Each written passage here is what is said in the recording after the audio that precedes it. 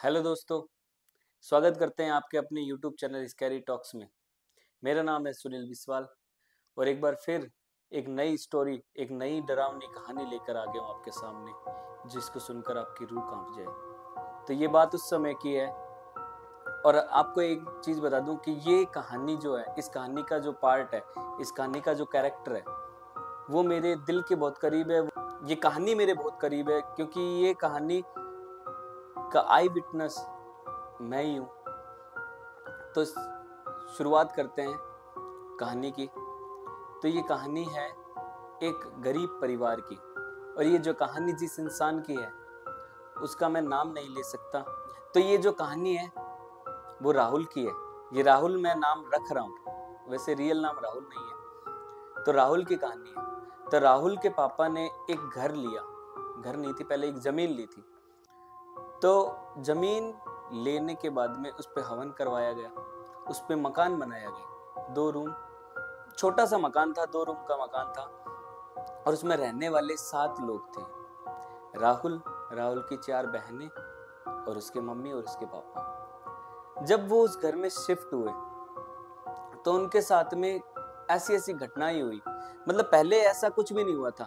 पहले वो संपन्न परिवार था, एक अच्छा परिवार था, मतलब पैसों की इतनी तंगी नहीं थी। उसके पापा एक ड्राइवर थे। जब वो ड्राइवरी करते थे, उनका खुद का वाहन था। जब वो ड्राइवरी करते थे तो उनके साथ में ऐसे ऐसे नुकसान होने लग गए जो उनको खुद का अपना साधन सेल करना पड़ा। जब वो वहां शिफ्ट हुए, शिफ्ट होने के कुछ महीनों बाद तक उनका सब सही चल रहा था।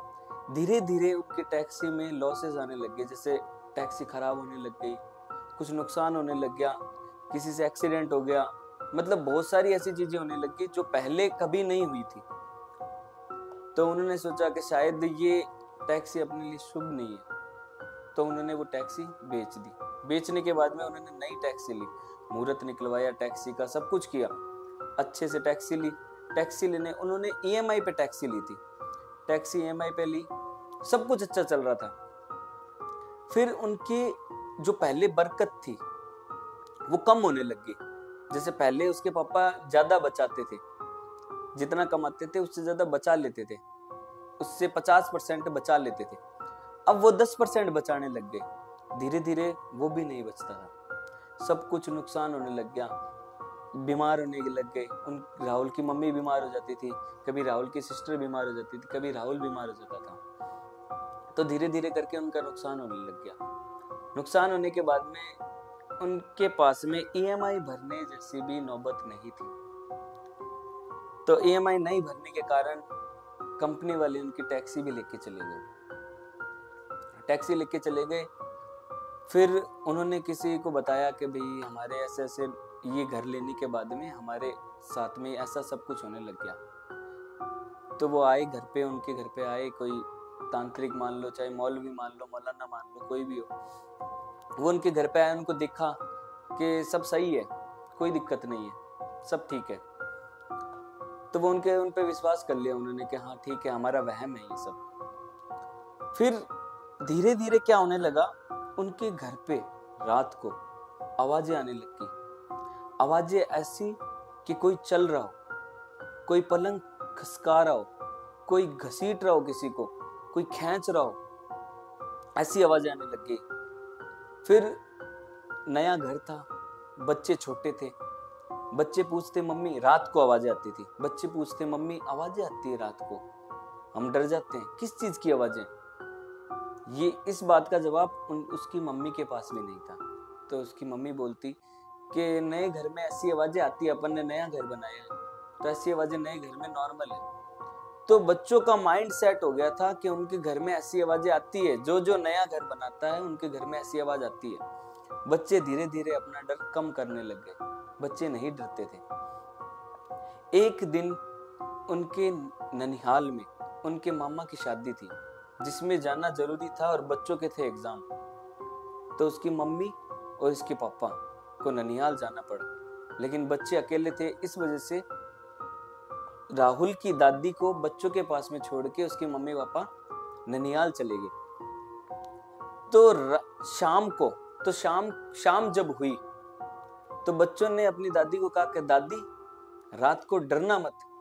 तो दादी ने कहा क्यों, क्या हुआ? कि हमारे घर पे रात को ऐसी ऐसी आवाजें आती है, कोई चल रहा है, कोई भाग रहा है, कोई दौड़ रहा है, तो डरना मत, नए घर में ऐसी आवाज आती है। दादी समझी नहीं। दादी ने कहा बच्चे हैं, कुछ भी बोल देते हैं। तो रात हुई, रात के करीब 12-1 बजे का टाइम था, 12-1 बजे का टाइम था। आवाजें आनी स्टार्ट हुई। उसकी दादी को यकीन हो गया कि यहाँ पर कुछ ना कुछ ऐसी चीज है जो नहीं होनी चाहिए। सुबह उसकी दादी ने जैसे तैसे करके रात निकाली। सुबह हुई। सुबह होते ही राहुल के पापा को फोन किया कि जल्दी आ जाओ अब घर पे, अब ज्यादा टाइम मत लगाओ वहां पे। तो अगले दिन ही उसकी मम्मी और उसके पापा यहाँ पर आ गए उसके घर पे। उसके पापा और उसकी मम्मी वापस अपने घर आए। घर आने के बाद में उसके पापा ने पूछा राहुल की दादी से कि क्या हुआ, अचानक इतनी जल्दी कैसे बुला लिया? तो राहुल की दादी ने कहा कि तुम्हारे घर में कुछ ना कुछ ऐसी चीज है जो नहीं होनी चाहिए, जिससे बच्चे तो नहीं डरते लेकिन मैं डर गई रात को। कि क्यों, क्या हुआ? कि किसी की दौड़ने की आवाज आ रही है, किसी के चलने की आवाज आ रही है, कोई खींच रहा है किसी को, ऐसी आवाज हर किसी घर में नहीं आती है। तो उतने में राहुल ने बोला कि दादी हमारा नया घर है, नए घर में ऐसी आवाज आती है। तो दादी ने पूछा ये बात किसने कही तेरे को? तो कहा कि मम्मी ने बताया कि नए घर में ऐसी आवाज आती है।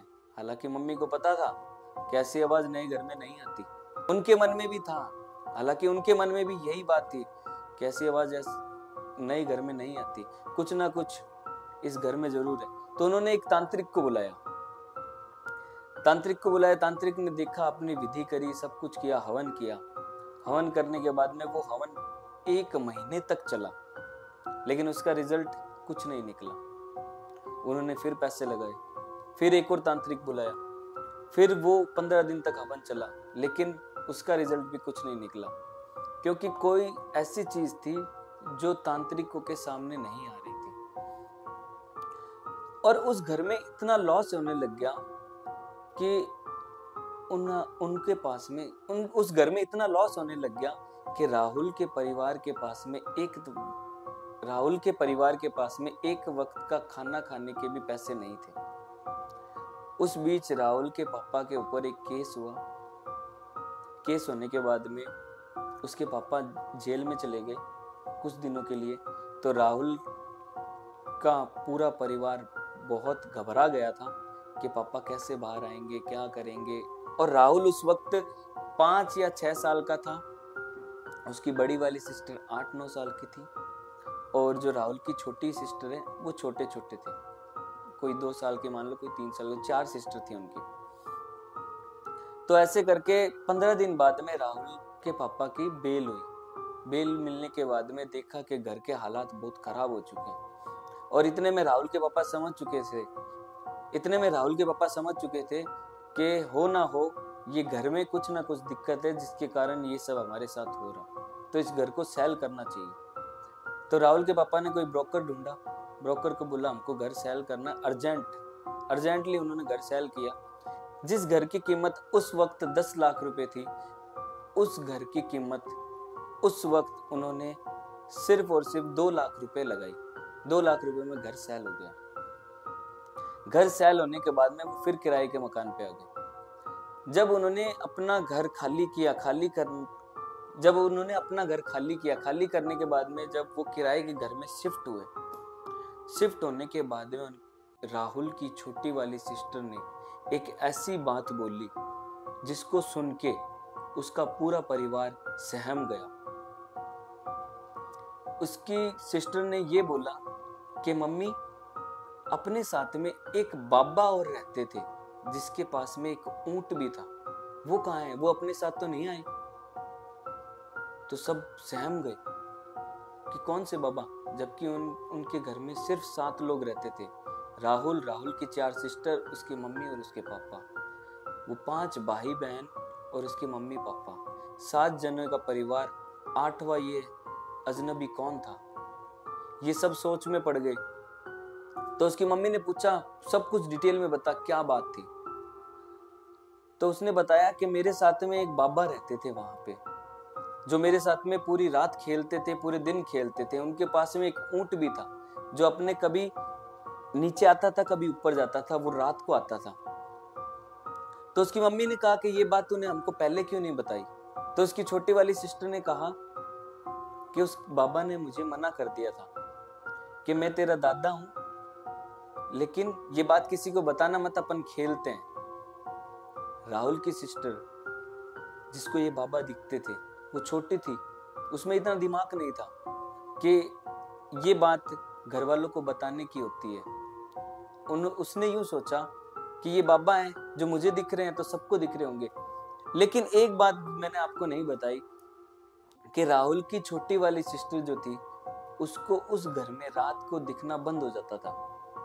उन्होंने काफी डॉक्टर के पास में घूमे, वो रात को नहीं देख पाती थी, रात को उसको कुछ नहीं दिखता था। और दूसरा, राहुल की सिस्टर 7 आदमी का खाना अकेले खाती थी। तो ये बात उसकी मम्मी और उसके पापा सब नोट करते थे कि छोटी वाली सिस्टर ज्यादा खाना खाती है इसकी। लेकिन सब क्या सोचते थे कि बढ़ता बच्चा है, भूख ज्यादा लगती है, बार बार में खाना मांगेगा। लेकिन बाद में सब कुछ पता चला कि रियल में कहानी तो ये थी, उसको कुछ दिखता था वहां पे। जो राहुल की सिस्टर थी, उसने बताया कि मैं अकेली खाना नहीं खाती थी, मेरे साथ में वो बाबा भी खाते थे और उनका ऊंट भी खाता था। उसको एक ऊंट भी दिखाई देता था ना, तो वो ऊंट भी खाना खाता था। तो उन्होंने जब अपना घर छोड़ा तो ये सारी बात उसकी सिस्टर ने राहुल को बताई, अपने परिवार वालों को बताई। फिर वो दूसरे नए घर में शिफ्ट हुए थे। हालांकि वो घर रेंट का था, लेकिन उस घर में शिफ्ट होने के बाद में वो एंटिटी, वो बाबा उस बच्ची को नहीं दिखाई दिया। मतलब राहुल की सिस्टर को वो बाबा नहीं दिखाई दिए। उस एंटिटी की सीमा सिर्फ उस घर तक थी। जब उन्होंने ये घर बेचा, जिसको बेचा वो भी बहुत संपन्न परिवार के थे, सोनार थे, वो भी बहुत रिच फैमिली से थे। लेकिन 1 साल के अंदर उनके साथ में भी ऐसी ऐसी घटनाएं हुई कि उनका पूरा परिवार उजड़ने लग गया था। तो उन्होंने भी वो मकान बेच दिया। उसके बाद में वो अभी तक वो मकान खाली पड़ा है और उसमें कोई भी नहीं जाता। वो एक शापित मकान है। और ये कहानी राहुल की अभी खत्म नहीं हुई है, यहां से तो उसकी कहानी शुरू हुई है। ये तो शुरुआत है। और आपको क्या लगता है, उन्होंने घर छोड़ा, शिफ्ट किया, रेंट पे घर लिया, उसके बाद में क्या वो बाबा दिखना उनको बंद हो गया? नहीं, राहुल की कहानी की शुरुआत तो अब हुई है। हालांकि वो बाबा दिखना बंद हो गया था, लेकिन जो कहानी की शुरुआत है वो अब से होती है। और इस बीच जो उनके साथ में होने वाला था वो सुनकर आपकी रूह कांप जाएगी। लेकिन वो सब बताने के लिए ये वीडियो बहुत बड़ी हो जाएगी, इसलिए इस वीडियो को यहीं एंड करते हैं। इस कहानी के काफी पार्ट बनेंगे और इस कहानी की प्लेलिस्ट राहुल के घर के नाम से होगी। और इस कहानी के जितने भी पार्ट हैं जो कि रियल इंसिडेंट है, वो राहुल के घर के नाम से प्लेलिस्ट में आएगी। तो देखना ना भूले राहुल के घर की कहानी, जो कि रियल घटना है और उसका आई विटनेस मैं खुद हूँ। वीडियो पसंद आई हो तो वीडियो को लाइक करें, चैनल को सब्सक्राइब करें और कमेंट करके जरूर बताएं आपके ध्यान में ऐसी कोई कहानी हो तो ये भी बताएं। और कमेंट करके ये भी बताएं कि राहुल की कहानी क्या आप सुनना पसंद करेंगे। बने रहिए इस वीडियो के साथ में। तब तक के लिए बाय।